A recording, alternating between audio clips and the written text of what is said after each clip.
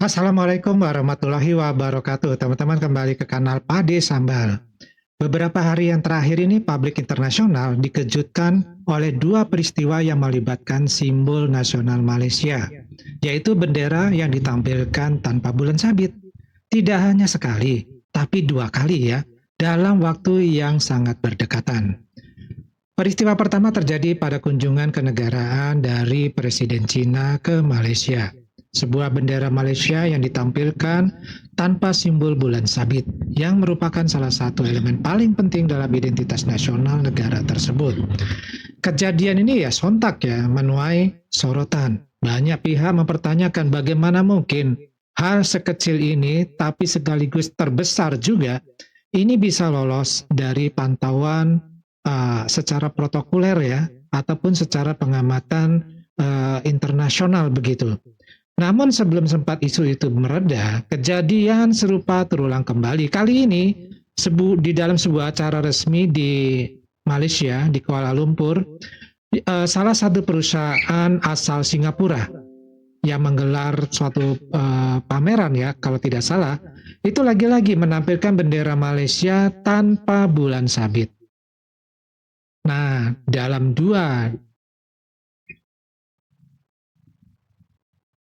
Nah, seperti apa videonya dan juga nanti kita tambahkan juga ya dengan video bagaimana Menara Kuala Lumpur itu pun ditutup tiba-tiba pada malam Jumat.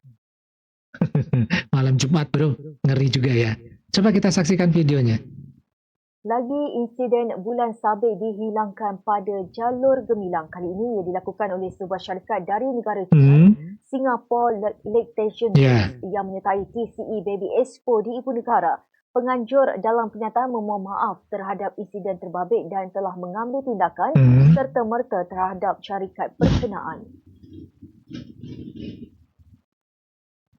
Penganjur TCE Baby Expo dalam pernyataan memohon maaf kepada seluruh rakyat Malaysia. Iya beneran, bulannya sembunyi.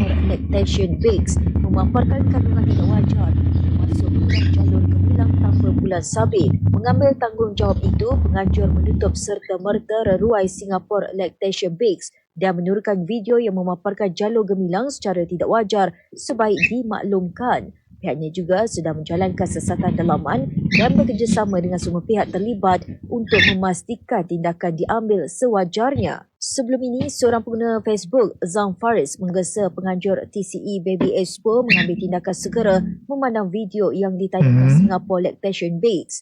Ini adalah kejadian kedua bulan sabit dihilangkan pada jalur gemilang selepas ilustrasi yang dipaparkan pada muka depan akhbar Perdana berbahasa Cina Xinqiu Daily. Bulan sabit mewakili simbol Islam sebagai agama rasmi di Malaysia.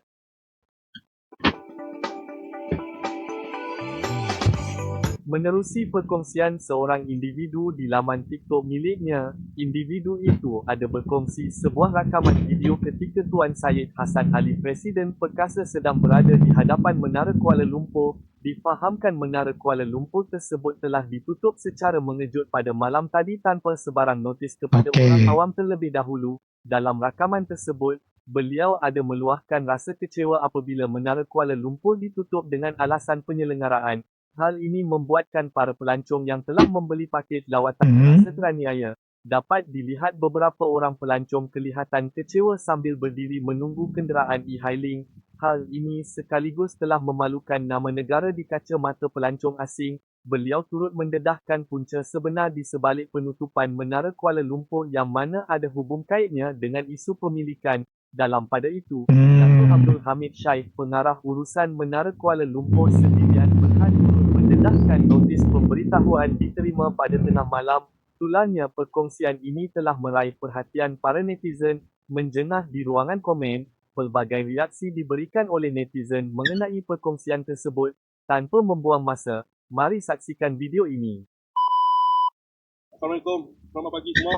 Hari ini saya terpanggil untuk datang ke Menara Kuala Lumpur kerana semalam diviralkan notis penutupan sementara.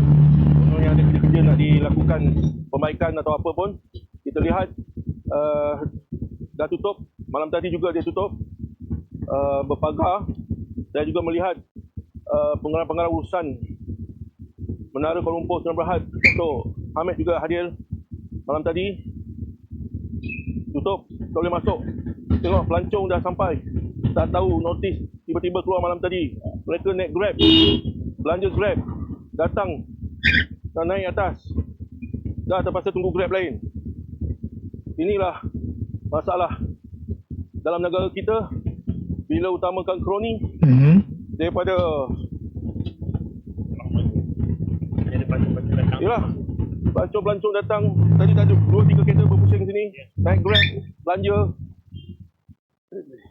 Tengok tu, notis tutup tu.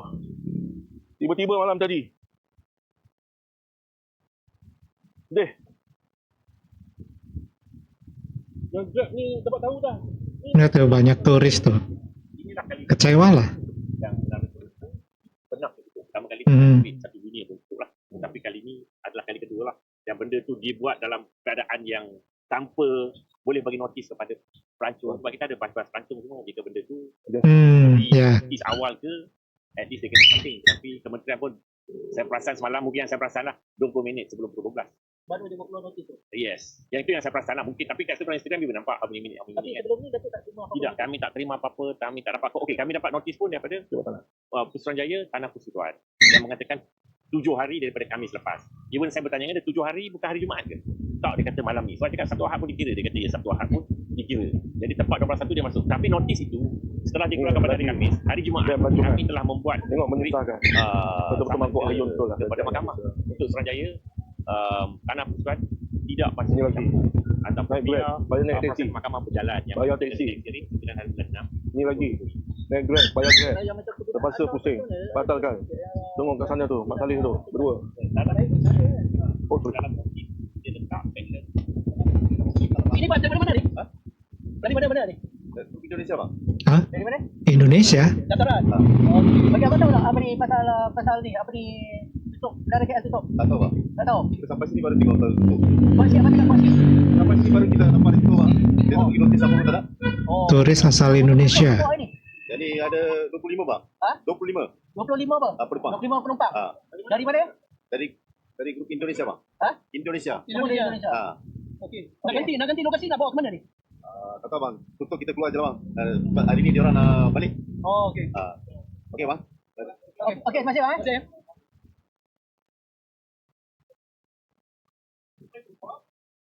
Bagi ikhlasnya, ada siapa-siapa ke ikhlas, beritahu pelancong tutup. Orang dah plan ni, dah belanja, naik apa, Grab, bayar. It's closed, Datang sini. right? So you from where? We have to say. Malam lah, dia dia. So Lama dia you know Ya nggak tahu nih kalau tutup. No, we just find out. Udah jalan kaki jauh-jauh. you come here for walk in. Nah, You just walk in. balik lagi jalan kaki lagi.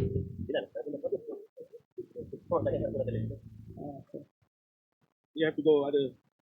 Other Not today, right? Not today, not tomorrow, not day after tomorrow. so far as this tower is concerned is for the next couple of days. Yeah, you'll be closed. How many days here? 4 days. Maybe next week. So you have to. Okay. Nampaklah, tengok. Pelancong lama berdiri kat sana. Tadi yang in charge beritahu tutup. Dia punya bahas pula ni. Aduh, memalukan kita punya Ya, agensi lah. memalukan ya benar. Ya, jadi teman-teman ya, dalam dunia diplomasi, simbol seperti bendera bukan sekedar dekorasi. Itu merupakan representasi jati diri dari bangsa ya. Ketika bulan sabit hilang dari bendera, pertanyaan besar pun muncul. Apakah ini hanya sekedar kesalahan teknis atau ada makna simbolik yang tak sengaja atau justru sengaja? Apakah ini bisa diungkap? Nah, jadi ketika sebuah kesalahan terjadi satu kali, kita bisa menyebutnya sebagai kelalaian. Tapi ketika terjadi 2 kali dalam waktu yang berdekatan, apalagi di acara resmi yang melibatkan negara-negara tetangga, rasanya sulit ya untuk tidak menyebutnya sebagai suatu kejanggalan.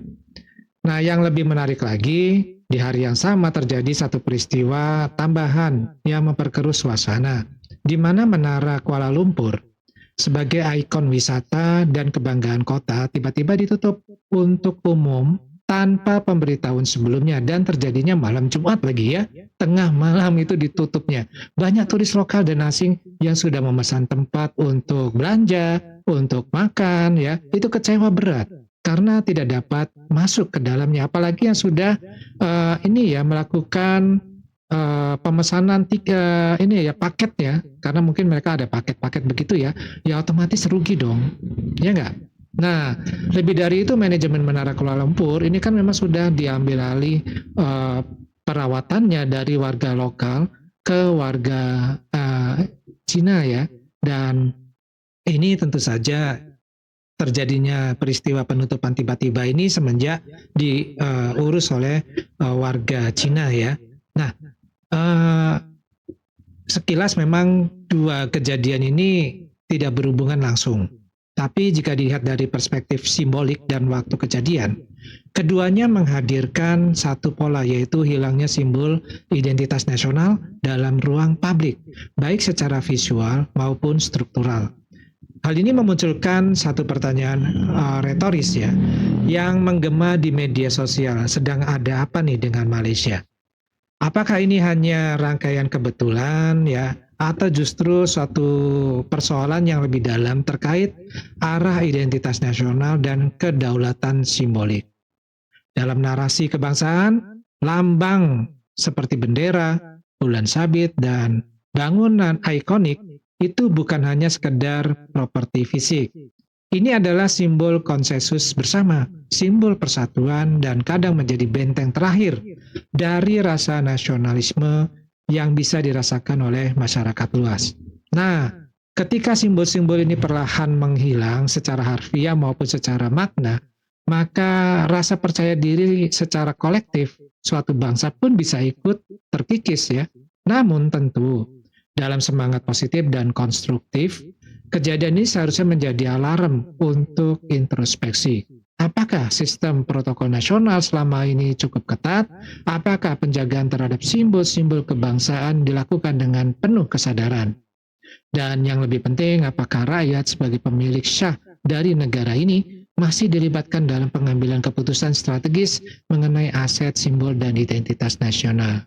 Dua peristiwa ini memang tidak menunjukkan adanya niat yang tidak nyata ya, tapi mereka menyisakan sesuatu yang tidak kalah penting. Ada rasa ganjil, ada rasa kegelisahan simbolik dan kejanggalan dalam penyampaian makna kebangsaan. Sebagai penonton dan pengamat, kita hanya bisa berharap semoga peristiwa seperti ini tidak terjadi ya, semacam kebiasaan yang ditoleransi terus ya, karena kalau simbol-simbol negara saja sudah bisa diabaikan, maka apalagi yang akan menyusul nantinya. Menjaga simbol bukan berarti kita terjebak dalam formalitas, tapi karena di dalamnya tersimpan ya satu hal yang tak ternilai, yaitu harga diri sebuah bangsa. Oke teman-teman, videonya sampai di sini dulu. Silakan berkomentar, Padi tunggu ya di kolom komentar. Dari Padi cukup dulu, kita ketemu lagi di video yang lainnya. Wassalamualaikum warahmatullahi wabarakatuh. Salam.